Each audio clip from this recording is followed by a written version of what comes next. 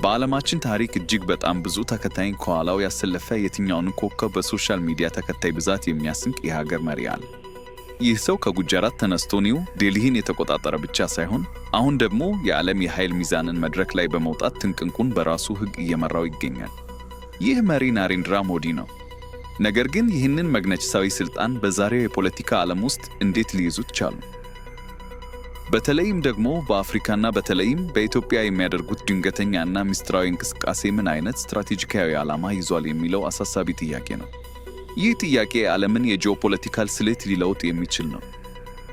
የዋጋ ንረት፣ የሴቶች ጥቃትና የውስጥ ራስ ምታት ሞዲ እንዴት ይተርፋሉ?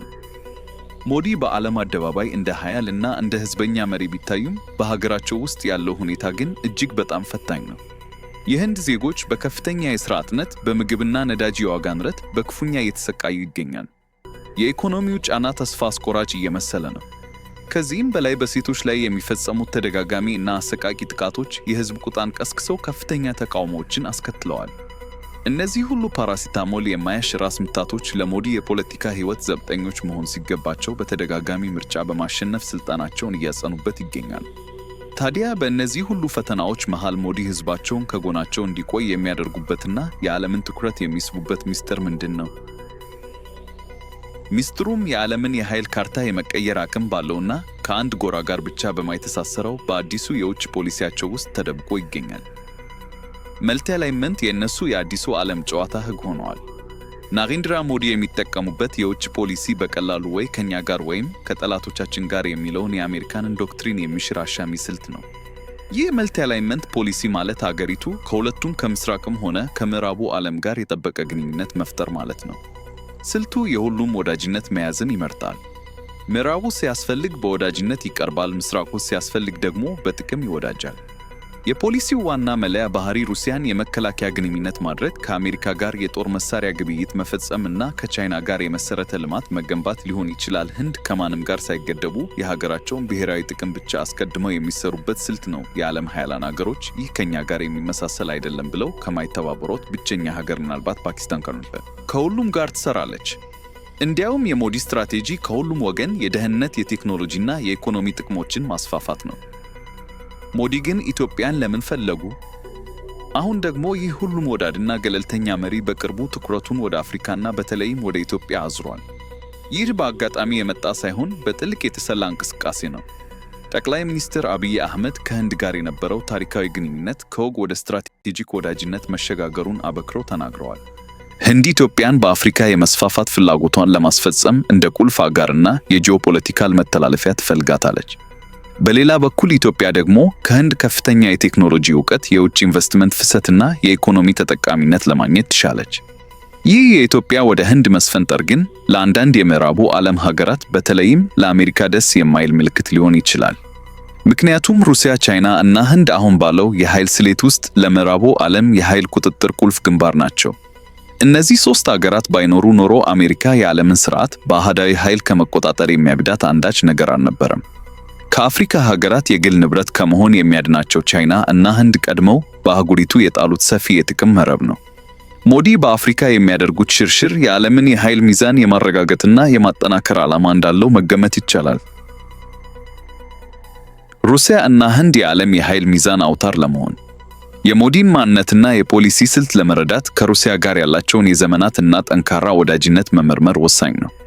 ታሪክ የማይረሳው ውለታ በቀዝቃዛው ጦርነት ወቅት አሜሪካና ምዕራባውያን አጋሮቿ ከፓኪስታን ጎን ቆመው ህንድን በማዕቀብ ሲመቱ የህንድን ጎን በመያዝ ጫናውን እንድትቋቋም የረዳቻት ሶቪየት ህብረት ናት። ከዚያን ጊዜ ጀምሮ ሩሲያ የህንድ ጠንካራ የጦር መሳሪያ አቅራቢና አስተማማኝ ወዳጅ ናት። ይህን የቆየ ግንኙነት በመጠቀም ሩሲያ ህንድ በአዲሱ ሽኩቻ ከምዕራብ ጎን እንዳትቆም ለማድረግ ትፈልጋለች።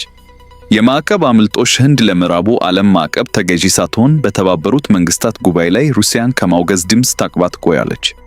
ሩሲያ ምዕራቡ በፈጸመው ይላል በሚለው ጭፍጨፋ ዙሪያ ህንድ ሩሲያን ከመውቀስ ተቆጥባ በምትኩ ገለልተኛ ቡድን ተቋቁሞ ምርመራ እንዲያደርግ አሳስባለች። እንዲያውም ሁለቱ አገራት ዶላርን ወደ ጎን በማለት በየራሳቸው ገንዘቦች ሩብል እና ሩፒ ለመገበያየት አዲስ የገንዘብ ዝውውር ስርዓት ለመፍጠር በንቃት እየሰሩ ነው። ከዶላር የጸዳ ስርዓት ደግሞ ሩሲያም ሆነች ህንድ ለምዕራቡ ማዕቀብ ተጋላጭ እንዳይሆኑ ያደርጋል። በርካሽ ዋጋ የሚገኝ ነዳጅ ማዕቀቡ ሩሲያን በጫናት ጊዜ ህንድ የቀረውን የሩሲያ ነዳጅ በርካሽ ዋጋ በከፍተኛ መጠን ገዝታለች። ይህ ደግሞ ማዕቀቡ ጫና የደረሰባቸውን የሩሲያ ነዳጅ አውጪዎችን ከኪሳራ የታደገ ሲሆን ህንድን ደግሞ በቅናሽ ነዳጅ ተጠቃሚ አድርጓታል። ከዚህ በተጨማሪ የህንድ ሰራዊት ከሚጠቀማቸው የጦር መሳሪያዎች ውስጥ ወደ 70 በመቶ የሚሆኑት ከሩሲያ የተገዙ ናቸው። ሩሲያ ለህንድ ቀዳሚ መሳሪያ አቅራቢ ናት። ህንድ ብሔራዊ ደህንነቷን ማስጠበቅ የምትፈልግ ከሆነ ከሩሲያ ጋር ያላትን ጠንካራ ወዳጅነት መጠበቅ አለባት።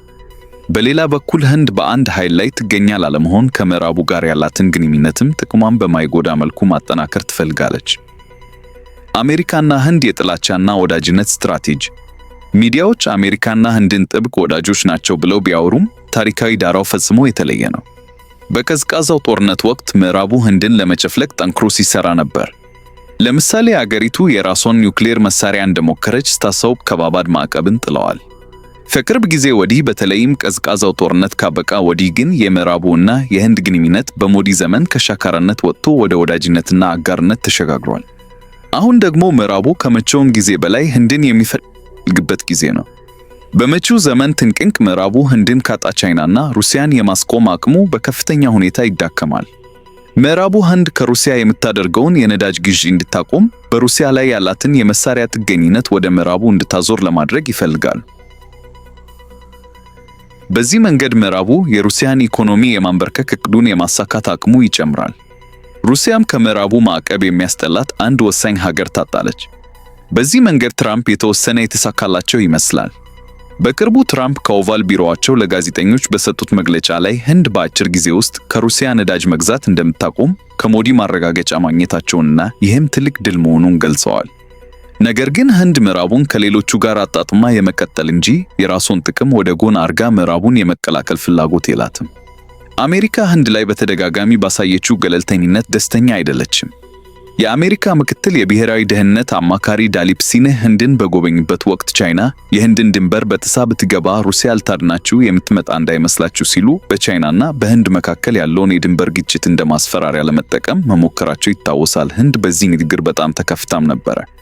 አሜሪካም ሩሲያ አታድናችሁም ስትል ራሷን እንደ ልዩ አዳኝ አርጋ ማሳየቷ ህንድን አስቆጥቷል። አሜሪካ በታሪኳ በየትኛውም የድንበር ግጭት ውስጥ ህንድን አግዛ አታውቅም። እንደውም ፓኪስታን ስትደግፍ እንደነበረ ይታወቃል። ህንዶች ይህን ሁሉ አልረሱትም። ይህም ቢሆን ግን በቅርቡ ህንድ ራሷን ከሩሲያ ነዳጅ እንድታርቅ የአሜሪካ ድጋፍ እየተደረገላት ነው። ትራምፕ ህንድ የነዳጅ ግዢዋን ወዲያውኑ ማቆም አትችልም፣ እርምጃው የተወሰኑ ሂደቶችን ይፈልጋል፣ ሆኖም በቅርቡ ያበቃል ብለው ነበር።